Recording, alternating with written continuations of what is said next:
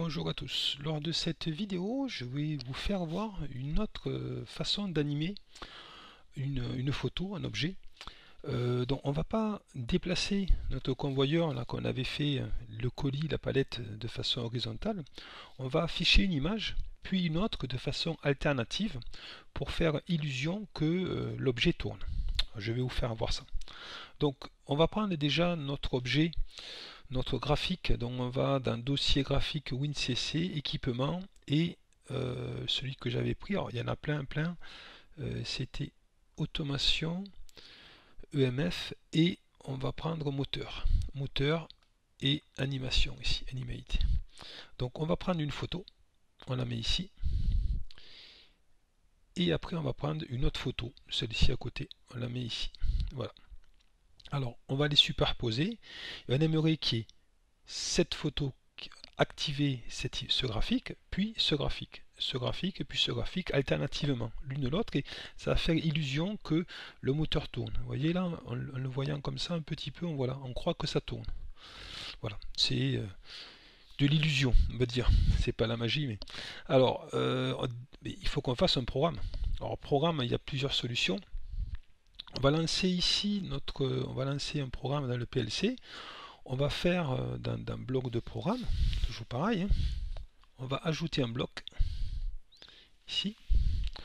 On va prendre un bloc fonctionnel, on va l'appeler animation B, pour le mode convoyeur B. OK. Donc il va apparaître ici.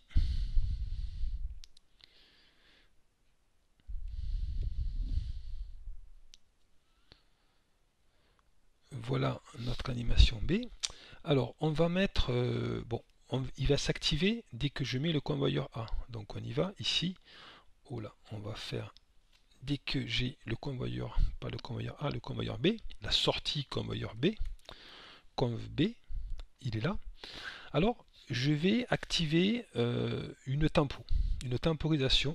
Voilà, je prends le tempo de type TP. Je le mets ici. Voilà, alors on va l'appeler la tempo T2 ici. Tempo T2. Donc la base de temps, on va mettre alors, T dièse, c'est une variable time, T dièse 200 millisecondes. Voilà. Et donc, je rappelle, le TP, elle est activée automatiquement, et si le convoyeur B est en route, elle est activée, la sortie est activée, et au bout de 200 millisecondes, ça s'arrête. Donc on va, ici on va mettre un bit à la sortie.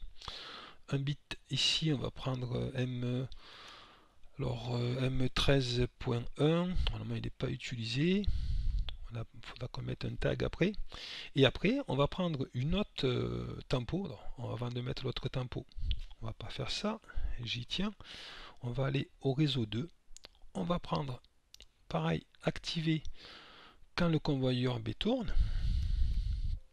Alors, le but c'est d'activer ce bit, puis le bit qui va être là, hein, je répète. Donc on va l'activer via le convoyeur B.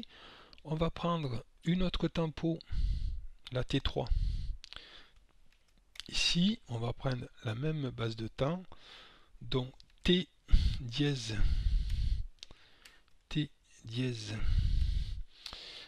200 millisecondes.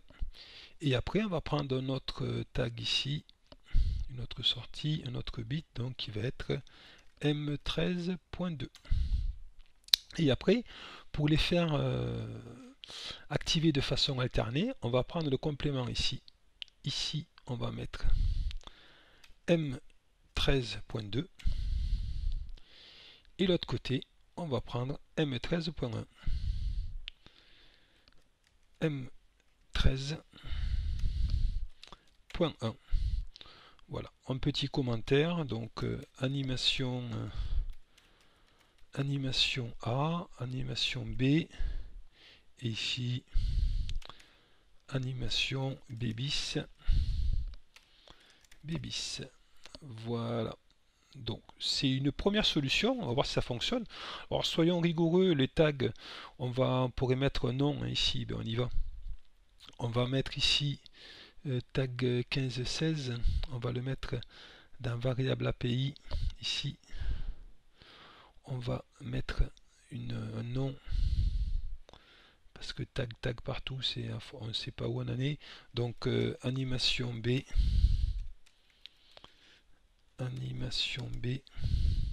ici, et un copier-coller animation B-bis. Ah, oui, c'est parce que ça existait, ouais, donc je comprends, moi tant pis. Bon, on va mettre comme ça. Voilà, donc on a fait ça. Maintenant, alors, on va le lancer. N'oublie pas de le mettre dans l'OB1, hein. De le lancer dans l'OB1, on prend l'OB1 ici. On a vu ça il y a un bon moment maintenant. On va aller sous notre réseau 9 ici, et après on prend pour le lancer, hein, notre il est où, animation B, et on va le mettre ici. Il veut pas, on va le mettre là, ça y est. Ok. Donc là on a fait notre programme, et maintenant on a fait notre programme API, et maintenant il faut aller l'activer, lui dire ce bit tu vas t'actionner, puis 200 millisecondes après celui-là va s'actionner. Donc comment on fait? On se met sur la photo, on va dans propriétés, c'est classique, hein.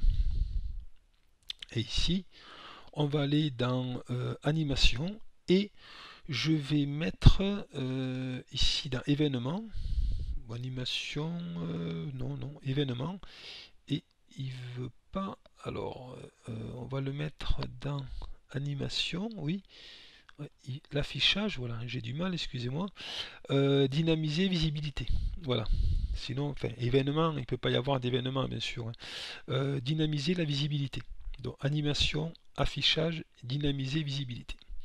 Donc, et ici, on va activer le bit qu'on vient de créer. Alors, on va le chercher parce qu'il ne le connaît pas, il connaît que pour l'API. On va se mettre dans variable API.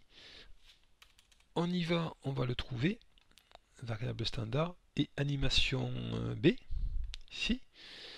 Voilà, donc à l'état 1. Ici. Et après, on va voir pour le copain, celui-là, dynamiser visibilité, que je ne me trompe pas cette fois, et là c'est animation B-bis. On va la chercher, toujours pareil, animation B-bis.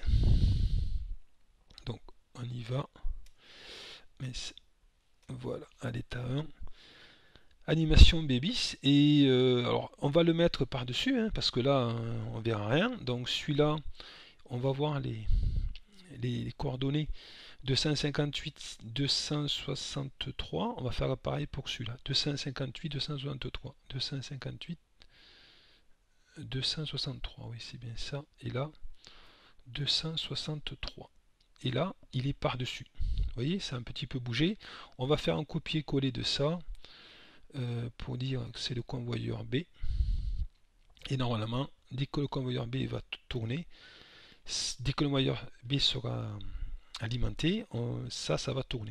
Voilà, on va voir maintenant, on va lancer Factory.io. Nous voilà avec Factory.io lancé. Donc là, j'ai mis que des palettes au convoyeur B. Le convoyeur A, j'ai retiré les palettes. Donc on va lancer le cycle. Voilà, on voit que le convoyeur tourne, et on voit ici une animation. Je ne sais pas si vous l'avez vu. Dès que le convoyeur tourne, le convoyeur B tourne, on a l'animation. Vous allez voir, voilà. Là, on voit un petit peu l'illusion que le convoyeur B tourne. Voilà. Voilà pour ce tutoriel. Cette deuxième façon d'animer, de faire une animation.